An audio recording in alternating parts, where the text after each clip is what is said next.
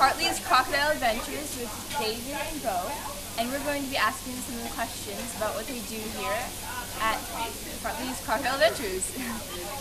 So, what are your jobs here? Go, Bud.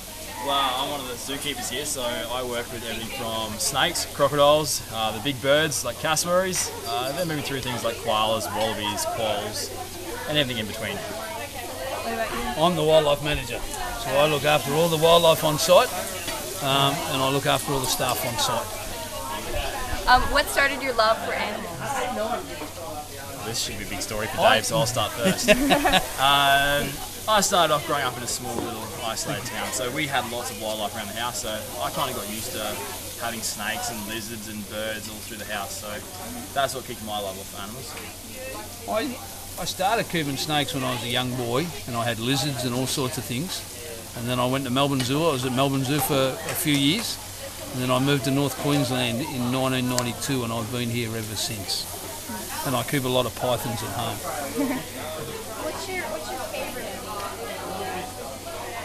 I'd have to say crocodiles. I like crocs, but I like a lot of snakes too. I deal with a lot of pythons, so I like pythons, but some of the big crocs here have a lot of character.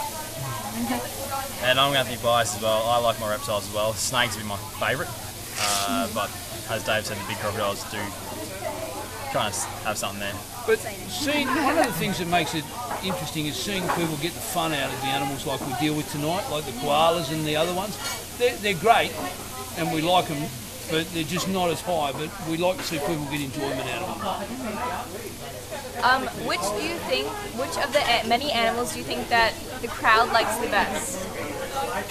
Two main ones would be crocodiles and koalas. Why do you think so?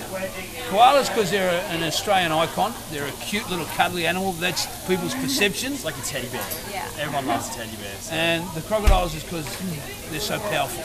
And people just don't understand the power that these animals have. And they have the capabilities of eating. Have you ever had any like really scary moments with any of the animals? Like whoa.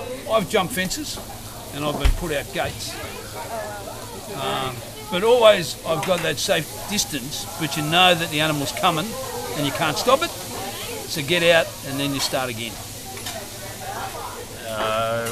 What I do most is handling venomous snakes. So you do have some close calls where the snake might come out of hand, you might have to move around real quickly, but nothing serious has happened. Tell me about that. Yes. Have you ever been bitten by anything? No, I've dealt with venomous snakes now for over 25 years and I've never had a venomous snake. Should I roll my list out? Koalas? No, nothing serious. You do get, say, Not serious. bird bites, big parrots bite. We've had pythons bite. Pythons occasionally. When you're more complacent with a python than what you are a venomous snake. But we try and educate, and we like to educate that any bite is a bad bite. You're being careless if you're being bitten. It does still hurt, it does draw blood, so try and keep that.